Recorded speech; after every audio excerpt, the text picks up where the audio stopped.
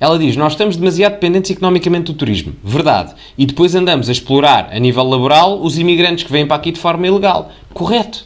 Mas depois é contra nós colocarmos restrições à imigração ilegal. Portanto, diz que é contra a exploração laboral de imigrantes ilegais.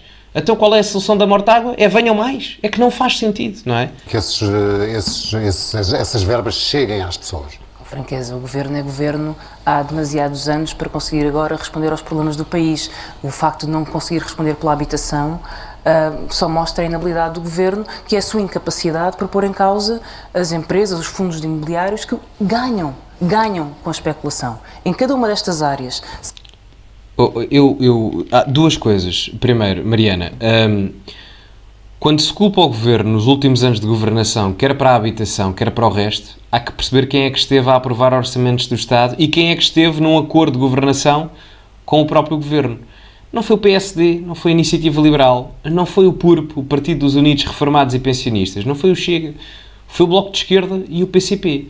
E outra coisa, estarmos aqui a falar de especulação imobiliária quando estamos também a falar e a representar, no teu caso, o partido do Robles, desculpa lá. E ao mesmo tempo que se fala da especulação imobiliária, da questão do alojamento local, a ex-líder do teu partido foi a manifestações a favor do fim do alojamento local e que era tudo muito mau, quando ela é própria dona de 5 alojamentos locais. Enfim. Seja na inflação, nos preços da comida, seja nas rendas das casas, seja nos juros da habitação, há setores muito concentrados onde se ganham lucros astronómicos com a exploração da vida difícil das pessoas. Reparem que o país está pobre. O país está pobre. Há muita gente que tem dificuldade em ter lucros e o objetivo desta gente é taxar quem ainda os tem. Não sei se estão a perceber. Quem ainda os tem. Porque ela esquece que, muito bem, é preciso aumentar os salários dos professores. Quem é que paga os salários aos professores? É o Estado. O Estado só se financia de 3 formas possíveis. Ora, através do seu património, que é pouco, é residual, e o Estado nem sequer sabe qual é o património todo que tem. Isso é uma notícia há poucos dias a dizer isso, há poucas semanas. E a segunda grande fonte de rendimento são taxas e impostos, que é quase 90% do agregado do financiamento do Estado. Ora, se as pessoas não tiverem mais lucro, como é que o Estado vai conseguir receber mais impostos? Porque o Estado assim não se consegue financiar. Vamos imaginar, com uma taxa única de IRS, eu ganho 1.500 euros e pago 15% de imposto. Vamos para simplificar. E pago 10% de imposto, 1.500 euros. Portanto, pago 150 euros de imposto. Se eu ganhar, por exemplo, 3.000 euros, eu aí, em vez de estar a dar 150, já estou a dar 300 ao Estado.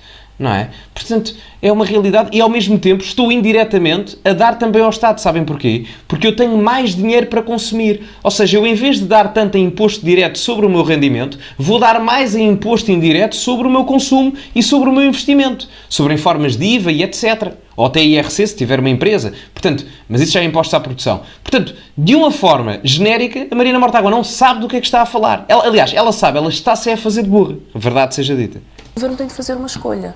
Tem de fazer uma escolha. Vai proteger os lucros da banca ou vai proteger as pessoas que não conseguem chegar ao final do mês e pagar um crédito à habitação que compraram com tanto esforço, porque hoje comprar uma casa é uma sorte. As pessoas da minha idade não conseguem hoje comprar uma casa. Nós temos pessoas que têm 40 anos e vivem ou com os pais ou a dividir casa. Acho que não é isso que nós queremos para o nosso país e essa não é a dignidade que queremos dar às pessoas. O Presidente da República, há bem pouco tempo, foi a semana passada, disse que quando há uma descolagem entre as instituições e o povo, são as instituições que devem mudar. Concorda? Como? Desculpa lá que eu não percebi a pergunta. Já agora ela estava a falar da questão da habitação em Portugal. A questão da habitação em Portugal é muito simples. Há falta de casas e as matérias-primas estão caríssimas. Sabem porquê? Porque não há setor industrial aqui neste país, então temos que estar sempre a importar. E a importação tendencialmente é sempre mais cara do que a produção interna e o incentivo à mesma. São as instituições que devem mudar. Concorda? Eu acho que para protegermos o projeto democrático temos que garantir 2 coisas. Credibilidade das instituições e a credibilidade de um projeto coletivo.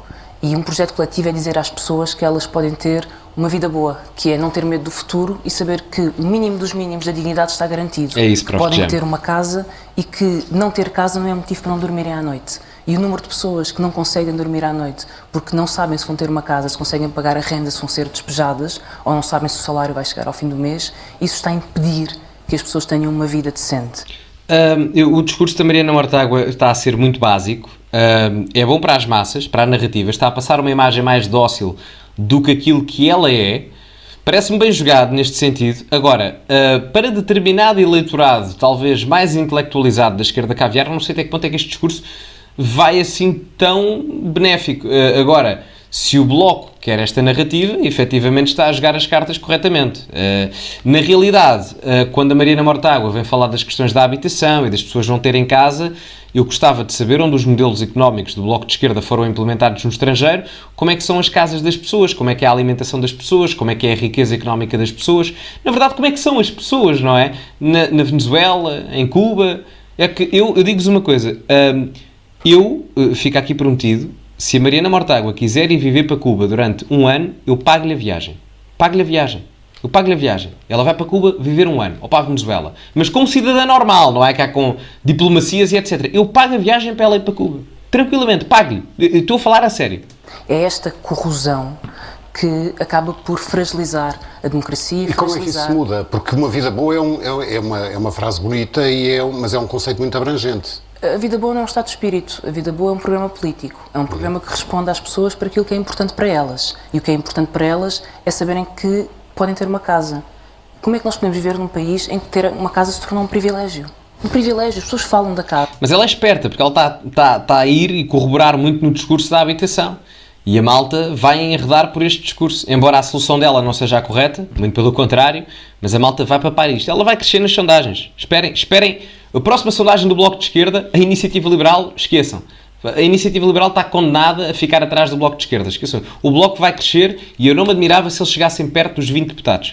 Que sorte, o meu filho conseguiu uma casa. Que sorte, conseguiu uma casa. E, entretanto, há uma geração inteira, muito mais de uma geração, que não consegue ter filhos, não consegue ter uma vida independente, que teme pelos seus pais, pelos seus avós, que estão a ser despejados, que sofrem bullying na habitação, e não é possível dar uma resposta porque não se quer afrontar poderes instalados, setores privilegiados, setores como a banca. Mas porquê é que o Governo tem medo? É o Governo que tem esse... O Governo faz escolhas. O Governo, perante um aumento brutal da inflação, escolheu fazer um acordo com os patrões. E esse acordo que fez foi dar a maior borla fiscal do século, que nem a Troika tinha dado aos... Por amor de Deus. Por amor de Deus. Por amor de Deus. Por amor de Deus. Os patrões em Portugal, os empresários, não vamos dizer patrões, não é? Porque o patrão tem uma conotação muito má. As pessoas, quando falam mal dos empresários ou dos patrões em Portugal, não é? Têm que perceber que ninguém... Eu não gosto da narrativa do divisionismo social, da classe social do trabalhador contra o empresário. Porque tanto precisa o trabalhador do empresário como o empresário do trabalhador. A não ser se sejam empresários em nome individual, aí a questão é diferente, mas na questão das empresas de média e grande dimensão, é assim que funciona. Eu não gosto muito desse divisionismo, muito pelo contrário. Agora, a Mariana Mortágua falta-lhe perceber que as borlas fiscais podem acontecer, mas não é num país onde se paga 36% do PIB em impostos, como é o caso de Portugal. Muito menos para empresários que, para pagarem um salário de 1.700 euros líquidos a um trabalhador, gastam 3.400 no total, porque os outros 1.700 dos que não vão para o trabalhador vão para o Estado em forma de IRC, contribuições sociais e IRS. Portanto, eu gostava genuinamente que ela entendesse isto. E ela entende, só que por dogma e quase questões de obrigatoriedade ideológica, ela nunca vai assumir isto. Patrões e não garantir nada para os trabalhadores. Não garantiu nada. Não há nenhuma obrigação de fazer aumentos salariais aos trabalhadores. Nos últimos 10 anos, os salários dos administradores das empresas do PSI 20 aumentaram 47%. 47%. Os salários dos trabalhadores dessas empresas reduziram-se 0,7%. Ela está a falar em termos reais ou em termos nominais? Porque depois também há outra questão, que é o risco de ter a entidade. Se, por exemplo, essas empresas do PSI 20, tudo bem que estamos a falar de um determinado nicho e eu aqui até lhe posso dar razão nas questões dos oligopólios e dos monopólios, mas a grande maior parte da economia portuguesa não é o PSI 20. Ela fala do PSI 20, como, eu vou voltar a dizer o nome que é para ver se ela entende. PSI 20. Sabem quantas empresas existem em Portugal? Não é 20, são milhares. Milhares, para não dizer milhões se contabilizarmos as estrangeiras de pequeno, médio e grande porte. Portanto, nós quando vamos falar sobre a questão dos empresários, a Mariana Mortágua não se esqueça, quem lhe paga o salário a ela são os empresários que geram riqueza a par dos trabalhadores. Porque se a empresa for à falência, não são os trabalhadores que vão acarretar com as dívidas, é o próprio empresário. O risco ela já não se lembra. E ela também não se lembra que a maior parte das empresas deste país, em termos do tecido económico nacional, não é de grande porte, não é o PSI 20. A grande maior parte das empresas neste país são pequenos e médios empresários. É 93, 94% da população empresarial. Portanto, ela está a falar contra um nicho de 5%. Porque 95% da atividade económica portuguesa, os empresários portugueses, passam imensas dificuldades. E ela esquece de dizer isto. Da mesma forma que eu reconheço que os trabalhadores também o passam. Agora, eu consigo ver os dois lados. A Mariana Mortágua, pelos vistos, não. Estamos um bocadinho atrás. Se a situação está tão mal, porquê é que o Bloco não quer eleições antecipadas, não quer... E se há essa descolagem das instituições em relação ao povo? Não se trata do Bloco querer ou deixar de querer. Quem pode convocar eleições antecipadas é o Presidente da República. Isso nós sabemos, mas Ela não quer já as eleições. Ela quer catapultar a sua imagem um pouco mais, que é para ganhar ainda mais mediatismo enquanto líder do partido, haver essa associação mediática e depois sim, daqui a uns meses acredito que o discurso mude. Eu, no lugar dela era o que eu faria, mas eu também não sou assessor de comunicação do Bloco de Esquerda. Já agora, maltinha, metam like, estamos com 300 likes e estão aqui 500 pessoas, portanto, vamos lá meter o like, esmagar o like, já dizia Sarcásio, não é? Portanto, likezão. o que é que a Mariana defende? Eu defendo um governo que responda aos problemas e que dê soluções ao país. Mas isso toda a gente defende, Vlá. Se perguntares isso ao palhaço Batatinha, o gajo vai-te dizer a mesma coisa. Eu defendo um governo que resolva os problemas. Pois eu também defendo um nutricionista que me faça emagrecer. Ou um carpinteiro que me arranje os problemas aqui arquitetónicos da casa. Não é? Ou tu defendes um canalizador que não perceba de canalização. Mas está tudo parvo, ok? Desculpa lá. Eu defendo. E é por isso que acho que é tão importante... E então acredita que pode haver uma inversão na política feita até agora, tão criticada por si em relação a este? Acho que em cenários de maioria absoluta há um terreno que é um terreno importante, que é a rua, é o protesto. E esse protesto não existe porque as pessoas apenas estão a protestar, mas porque querem soluções. Quando as pessoas vão à rua protestar, eles estão a dar uma solução. Respeitem as nossas carreiras e verão como a escola pública funcionará melhor. O mesmo na saúde ou mesmo na habitação. As pessoas não protestam. E os protestos que temos tido não são porque as pessoas estão zangadas só, ou só porque... Se o país não gera riqueza, como é que queres pagar melhores salários aos professores? Se o poder de compra não aumenta, se o nível da inflação é superior à quantidade de riqueza gerada no país e ao crescimento económico em termos do PIB, que é um conceito que vocês até dizem não acreditar, como é que tu queres aumentar o salário em termos da redistribuição? Porque o salário do professor e da função pública faz-se através da redistribuição dos rendimentos. A redistribuição só é feita a partir de um fenómeno fantástico, que é a criação da riqueza. Ora, se eu tenho um nível de criação da riqueza inferior ao nível do aumento da quantidade do preço que eu pago por aquilo que são os produtos e serviços deste país, então como é que eu tenho maior capacidade de redistribuição? Não tenho.